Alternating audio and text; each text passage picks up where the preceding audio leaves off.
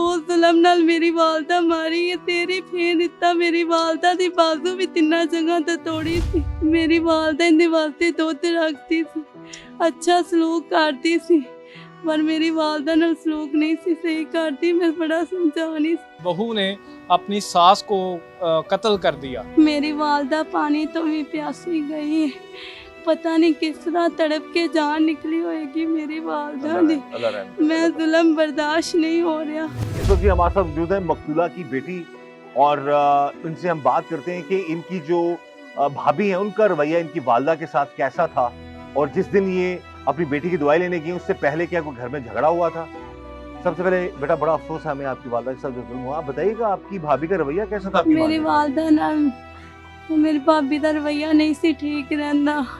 मैं घर नहीं सवाल भाभी ਨੂੰ ਸਮਝਾ ਨਹੀਂ ਸਾਂ ਇਸ ਤਰ੍ਹਾਂ ਨਾ ਕਰੋ। झगड़ा किस गल तो कर दी थी भाभी थोड़ी ज्यादा? भाभी ऐसे गल गल ते झगड़ा करते थे अम्मी नाल बिला वजह। अम्मी ने कभी सख्ती नहीं की? नहीं अम्मी कदी सख्ती नहीं सी कीती। अम्मी सुत्ती पई नु आवाज नहीं सी देंदे। अम्मी सुत्ती पई यानी कि आपे बुजुर्गी च आपे काम घर दे करदे? हां जी घर दे सारे काम खुद करदे सी, सुत्ते रहंदे सी। भाई नु कहंदे सी कि कदी जाना काम ते भाई ने ते कहंदे सी इनु रोटी बना दे ते झगड़ा करदी सी या कहंदी सी आपे कर लो। यानी कि अपने खावंद ਨੂੰ ਵੀ ਖਾਣਾ ਨਹੀਂ ਸੀ ਬਣਾ ਕੇ ਦਿੰਦੀ? ਆਪਣੇ ਖਾਵੰਦ ਨੂੰ ਵੀ ਖਾਣਾ ਨਹੀਂ ਸੀ ਬਣਾ ਕੇ ਦਿੰਦੀ, ਵਾਲਦਾ ਨੂੰ ਵੀ ਨਹੀਂ ਸੀ ਪੁੱਛਦੀ। ਅਗਰ ਅੰਮੀ ਕਿਤੇ ਕਹਿ ਦਿੰਦੇ ਸੀ ਤਬੀਅਤ ਨਹੀਂ ਸੀ ਅੰਮੀ ਦੀ ਠੀਕ ਤੇ ਆਂਦੇ ਸੀ ਖਾਣਾ ਬਣਾ ਦੇ ਤੇ ਅੰਮੀ ਨਾਲ ਝਗੜਾ ਕਰਦੇ ਸੀ। ਤੇ ਤੁਸੀਂ ਵੀ ਮਦਦ ਕਰਦੇ ਸੋ ਆਪਣੀ ਵਾਲਦਾ ਦੀ? ਹਾਂਜੀ ਮੈਂ ਵਾਲਦਾ ਦੀ ਮਦਦ ਕਰਨੀ ਸਾਂ, ਮੈਂ ਸਮਝਾਣੀ ਸਾਂ ਮੇਰੀ ਵਾਲਦਾ ਨਾਲ ਇਸ ਤਰ੍ਹਾਂ ਨਾ ਬੋਲਿਆ ਕਰ, ਲੇਕਿਨ ਨਹੀਂ ਸੀ ਸਹੀ ਸਮਝਦੀ ਵਾਲਦਾ ਨਾਲ। ਜਿਸ ਦਿਨ ਤੁਹਾਡੀ ਵਾਲਦਾ ਨੂੰ ਤੁਹਾਡੀ ਜਿਹੜੀ ਭਾਬੀ ਨੇ ਮਾਰਿਆ ਹੈ ਹਾਂਜੀ ਉਸ ਦਿਨ ਤੁਸੀਂ ਕਿੱਥੇ ਸੋ ਔਰ ਜਦੋਂ ਵਾਪਸ ਆਏ ਕੀ ਹਾਲਾਤ ਸਨ? ਮੇਰੀ ਬੇਟੀ ਮੋਸ਼ਨ ਕਰ ਰਹੀ ਸੀ ਬਾਰ-ਬਾਰ, ਅੱਬੂ ਭਾਈ ਚਲੇ ਗਏ ਸੀ। ਵਾਲਦਾ ਕਹਿ ਰਹੀ ਸੀ ਕਿ ਅਗਰ ਪਹਿਲੇ ਦੀ ਤਬੀਅਤ ਖਰਾਬ ਹੁੰਦੀ ਤੇ ਤੂੰ ਭਾਈ ਨੂੰ ਘਰ ਰੱਖ ਲੈਂਦੀ ਤੇ ਨਾ ਜਾਂਦੀ ਤੂੰ, ਮੈਂ ਨਾ ਜਾਂਦੀ ਤੇ ਮੇਰੀ ਵਾਲਦਾ ਨਾ ਇਸ ਤਰ੍ਹਾਂ ਹੁੰਦੀ। ਪਰ ਮੇਰੀ ਵਾਲਦਾ ਕਹਿੰਦੀ ਮੈਂ ਤੈਨੂੰ ਪੈਸੇ ਦੇਣੀ ਆ, ਜਾ ਛੋਟੀ ਜਾ ਕੇ ਦਵਾਈ ਲੈ ਆ। ਮੈਂ ਪੈਦਲ ਗਈ ਚਾਚੂ ਦੀ ਬੇਟੀ ਨੂੰ ਨਾਲ ਲੈ ਕੇ ਆਈਏ। ਮੈਂ ਦੁਕਾਨ ਦੇ ਅੰਦਰ ਹੀ ਗਈ ਆ ਤੇ ਮਗਰ ਮਾਮੂ ਦਾ ਬੇਟਾ ਆ ਗਿਆ, ਆਂਦਾ ਸ਼ਮਲਾ ਘਰ ਆਇਆ। ਮੈਂ ਘਰ ਆਈ ਆ, ਵਾਲਦਾ ਦਾ ਸਿਰ ਹੀ ਫਿਸਿਆ ਪਿਆ। ਅਸਤਗਫੁਰullah। ਵਾਲਦਾ ਦਾ ਸਿਰ ਹੀ ਫਿਸਿਆ ਪਿਆ। ਵਾਲਦਾ ਖਤਮ ਹੋਈ ਪਈ। ਮੈਨੂੰ ਤਕੀਦਾਂ ਕਰਦੀ ਸੀ ਤੀਏ ਧਿਆਨ ਨਾਲ ਜਾਵੀ। ਮੈਨੂੰ ਇਨਸਾਫ ਚਾਹੀਦਾ ਮੇਰੀ ਵਾਲਦਾ ਨਾਲ ਜਿਸ ਤਰ੍ਹਾਂ ਜ਼ੁਲਮ ਕੀਤਾ ਹੈ। ਬਹੁਤ ਜ਼ੁਲਮ ਨਾਲ ਮੇਰੀ ਵਾਲਦਾ ਮਾਰੀ ਹੈ। ਤੇਰੀ ਫੇਰ ਦਿੱਤਾ ਮੇਰੀ ਵਾਲਦਾ ਦੀ ਬਾਜ਼ੂ ਵੀ ਤਿੰਨਾਂ ਜਗ੍ਹਾ ਤੇ ਤੋੜੀ ਸੀ। ਮੇਰੀ ਵਾਲਦਾ ਇਹਦੇ ਵਾਸਤੇ ਦੁੱਧ ਰੱਖਦੀ ਸੀ, ਅੱਛਾ ਸਲੂਕ ਕਰਦੀ ਸੀ, पर मेरी वालदा नाल सलूक नहीं सी सही करती। मैं बड़ा समझानी।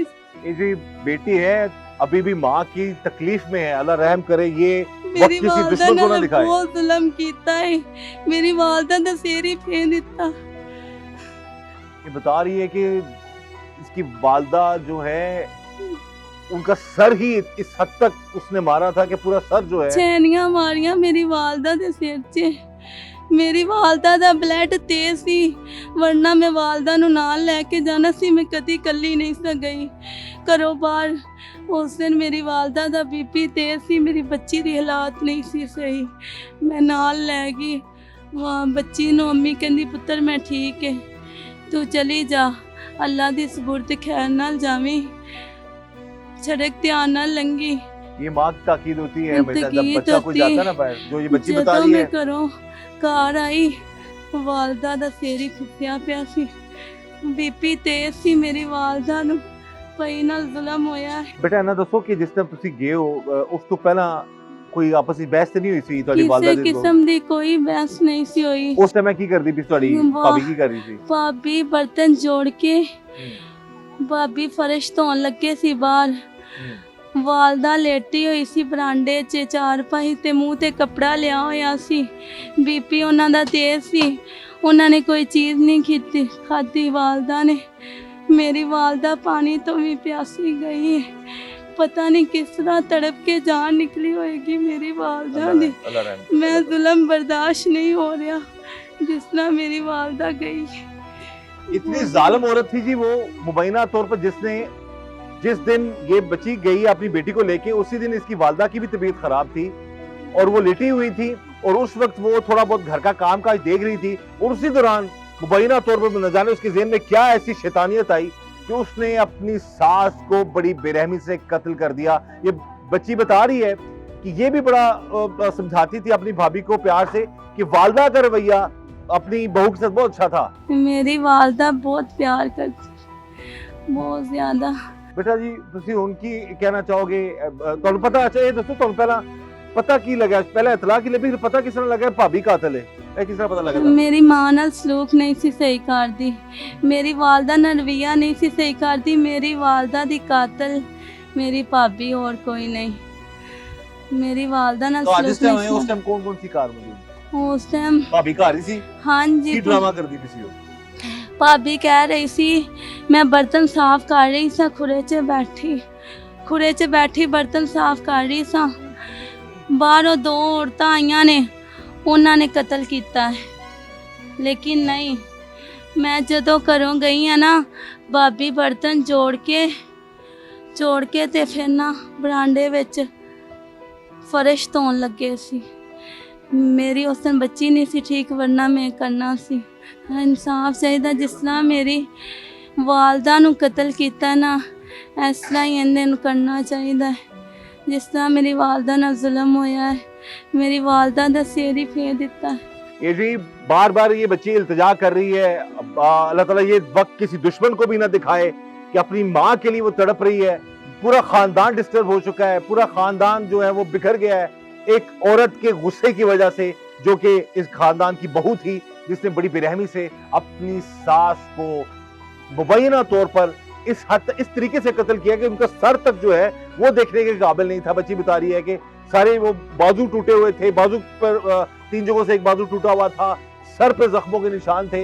और हम यही चाहेंगे कि इस जालिम औरत को कानून के मुताबिक, जिसने अपनी सास को बड़ी बेरहमी से मुबैना तौर पर कत्ल किया है, निशान नहीं थे, ये भेजा ही बाहर निकाल दिया, सारी फेंक देता। ये बच्ची बता रही है, आंखों देखा हाल बता रही है कि पूरा सर जो है वो खुल चुका था और दिमाग तक नजर आ रहा था। अल्लाह रहम करे जी, अल्लाह ताला इस मामला से ऐसे मामला से अल्लाह ताला सबको महफूज रखे। और हम यही चाहेंगे कि इस जालिम बहू को, जिसने मुबैना तौर पर अपनी सास को बड़ी बेरहमी से कत्ल कर दिया, उसको कड़ी से कड़ी सजा मिलनी चाहिए, ताकि आइंदा कोई भी किसी के साथ ऐसा जुल्म ना कर सके। इस वक्त जी हमारे साथ मौजूद है मुस्तफाबाद में हमारे नुमाइंदा फैजान शरीफ, और उनसे हम बात करते हैं इस केस के हवाले से। जी फैजान बताइएगा। जी बिल्कुल कैसर भाई, ये वाक़या जुमेरात को 18 तारीख को सुबह 9:30 बजे मुस्तफाबाद के इलाका नवा था में पेश आया है, जहाँ पे बहू ने अपनी सास को कत्ल कर दिया। अच्छा, ये बहू ने एक बाले जुर्म जैसा का बता रहे हैं कर लिया है, तो उसने कोई ड्रामा भी रचाया था बच्चे जी का? उन्होंने ड्रामा भी रचाया कि 2 ख़वातीन आई हैं, उन्होंने चोरी करने के इरादे से आई थी, लेकिन वो मार उनका गई जो सास को? उनको मार गई। लेकिन बाद में जब पुलिस ने तफ्तीश की है तो पता चला कि उनकी बहू ने ही उनका कत्ल किया।